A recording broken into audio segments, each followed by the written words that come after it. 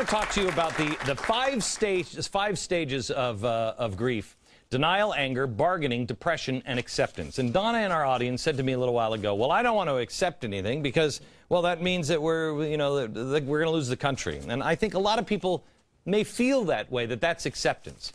Let me show you what real acceptance is. Spring 2005, Captain Scotty Smiley, he's leading a combat brigade in northern Iraq.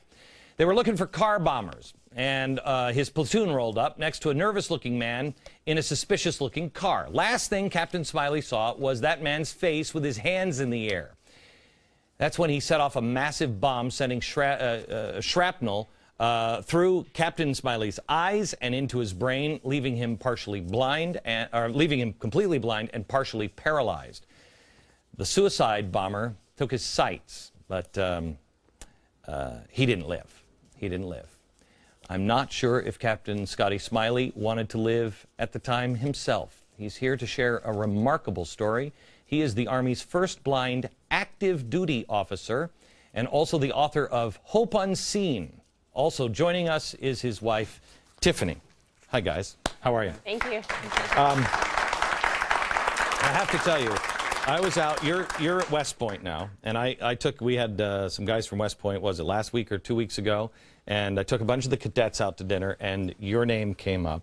And I was touched by your story, and also by the first part of it, and Tiffany, if you can help fill in some of the blanks here from your side.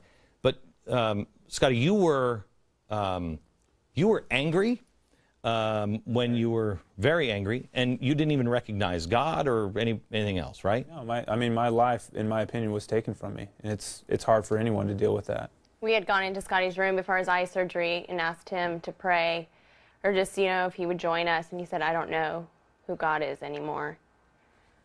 You thought your life was over. You couldn't be in denial because did you experience denial? I was in a lot of stages at that time. Right. Denial, anger, resentment, fear. I didn't know what to think. Depression, everything was there. And I think it was very difficult to understand that my life was going to be completely different. So when you went to acceptance, it wasn't acceptance of I'm blind, so now I'm just going to have this life of a poor blind man with a cup. It was, okay, I'm blind, yeah. So what, right? Yeah, it was. It was the morning after I had an 8-hour surgery. There was hope that I could possibly see again, but when that doctor came in and whispered in my ear, Scotty, you'll never be able to see again the rest of your life, it hit me, and I realized I could lay in bed, depressed, for the rest of my life, or I could get up and take it by the hand and move forth and do good work. Here's what really will amaze you. He's climbed Mount Rainier, blind. You have gone surfing in Hawaii. What else have you done? I don't even know. I can't even surf fully sighted. I just get up on the board. It's not bad. Yeah. What else have you done? I've been snow skiing out in Vail, Colorado, hiking, skydiving. I just live life. God's given me an amazing life to live, and I want to take it for what it is. Look at the pictures. I mean, you were on the board in Hawaii. Tiffany, what happened? What was the change? What happened? It was very hard for us to be in the hospital and see Scotty so devastated. But honestly, it was that day after the eye doctor told him he'd never see again, and he got up. Even though that was hard, he still got up. He got up and took a step forward, whether it was just a shower for that day. It gave me hope that he had the drive to go on. Did you worry at all that you lost your husband? I mean, that he was going to be a guy who just didn't... I mean, I was pretty sure I could live with a blind man, but I wasn't so sure I could live with a man who was angry and resenting God. So I went back and prayed for his spirit and for, God just to speak to him. And so you're the first person now active duty to continue to serve, and you're blind. Acceptance. Explain acceptance to me. What does that mean now? It's about not only accepting blindness, but accepting the life that I was going to live, and accepting it by moving forward. And the decisions that I was going to make, I had to believe in them. I had to know that I was going to be blind, and I had to be perfectly fine with it. Is your life better, worse, or just different? Oh, it's 100% better. I've told everyone that I talk to, if I had a chance to redo anything in my life, I wouldn't change a thing. It's better to be blind. The way that God has used me and is continually using me now, I could never change a thing in my life. Even though my wife's beautiful, and I'd love to see her. She's been horribly disfigured by acid. I'm sure. My sense of feeling has not gone away. Okay, the name of the book is Hope Unseen. Please pick this up. And Donna, does this help you with acceptance? Yes. This is acceptance. Oh, yeah. This is, I'm not going to lay around in bed. I'm not, okay, so the country changes. Okay, so but we're not going to lose the Constitution. We're not going to lose the essence of who we are. This is real acceptance. Captain Scotty, so very pleased to meet you, Thanks, sir. man. I appreciate it. Thank you. God bless you. Back in a minute here.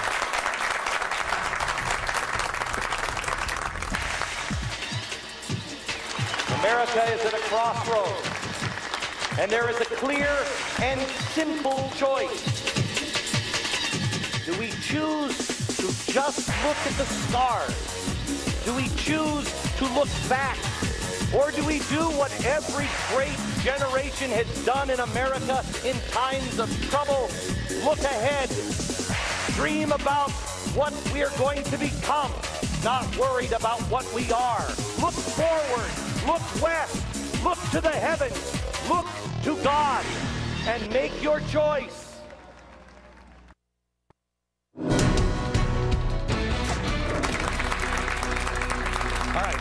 Keith Abloh is here. He's a psychiatrist and Fox News contributor, and we're kind of doing a little shrinkage talk here on, that sounds bad, especially with the TSA in the news.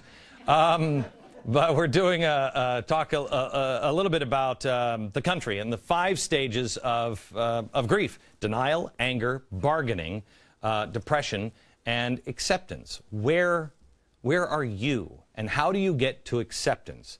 Let me go to, I'm sorry, Carol. Hi, Carol. Go ahead. Dr. Abloh, I do have a question. In looking Sure. at your 5 stages there, where does fear come in? Because that would be my first thought. Got it. And these actually are classic stages described by Elizabeth Kubler-Ross, so I can't take full credit. But fear's everywhere on that board until acceptance. And then it's still there, right? Fear's why you deny things, because you don't want to accept the terrible reality. And it's why you're so angry, because you say, why me? How am I going to cope? That's real fear. Then you have to walk through your fear. Even at acceptance, you can be afraid. You just have to be courageous.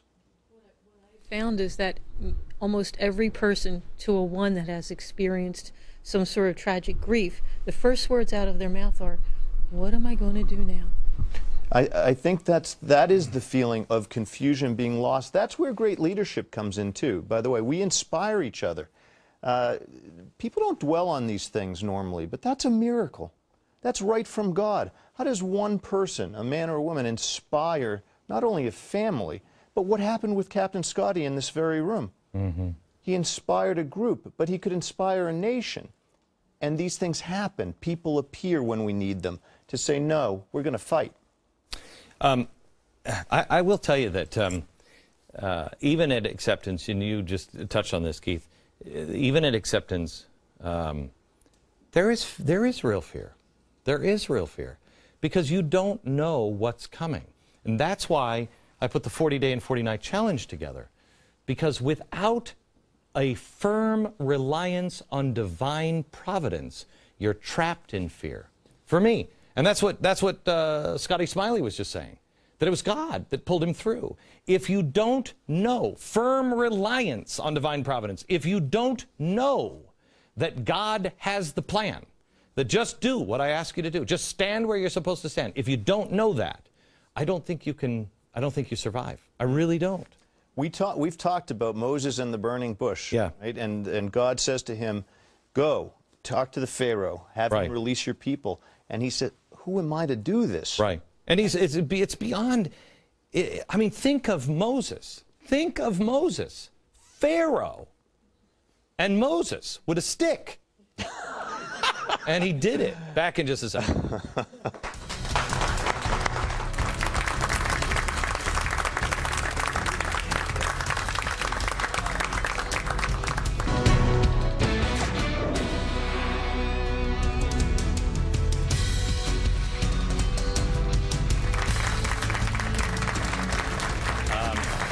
That is going to be quite a broadcast. Don't miss it. Be in theaters everywhere. Let me go to Owen quickly.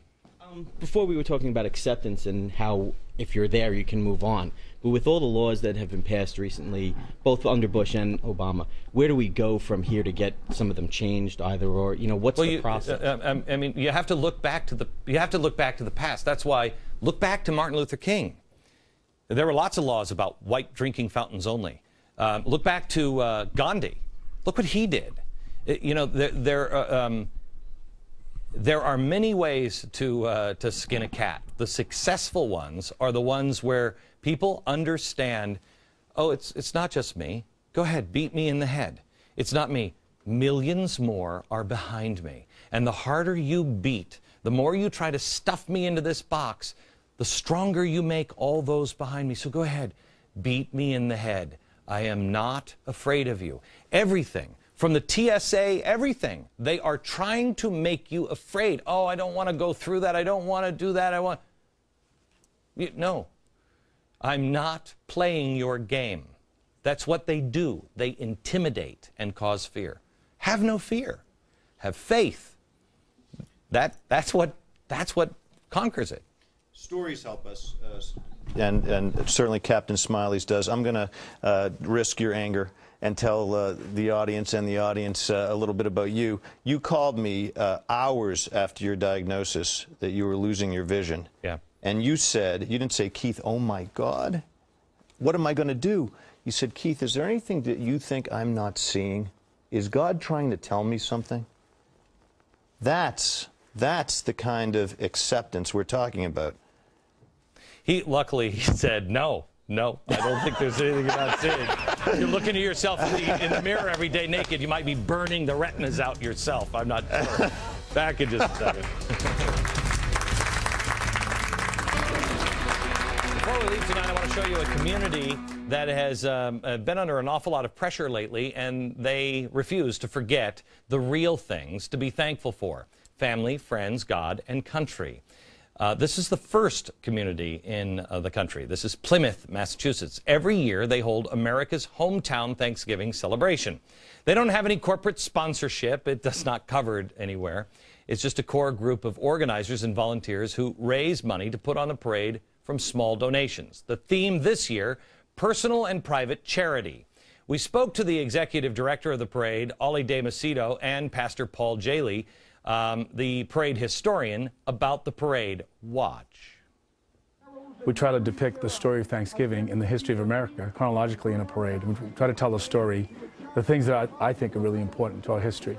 And we try to remind people. So people come to our parade, it's fun, we have music, we have all those different things. But the thing that's most important, they leave with a sense of being educated about how great our land is. We can see in the Pilgrims a model of what we could be doing today to give back to our communities, to be conscious of what our neighbors are going through, and to recognize that a return to that kind of simple faith can build more internal control, and thus we would need less external control. This year, we basically built this very large locomotive, and what we did is we let everyone know that when they came to parade, in the whole sense of Thanksgiving, to be able to give back, and we told them to bring non-perishable foods, and they filled the whole entire train. We had, just in an hour's time, we got about 2 tons of food, which is the equivalent of 3,000 meals for the local food pantry, and I thought it was a nice way to really kind of depict exactly what Thanksgiving is all about. Pilgrims had a very strong faith in God. That's those convictions that were born inside of them became their values they were willing to die for.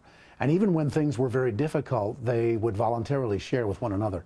And we see coming out of that Pilgrim story the ideas of self-government, that one can be internally controlled and therefore need less external control. We have the idea that that Pilgrim faith can be like a candle, a light that can shine into other people. And throughout history, we have also seen that the Pilgrim ideas and values of volunteerism, of charity, of doing things privately to help your neighbor have become tremendous themes. And boy, today, those themes really ring true to Americans. And no matter what, they're still standing. From New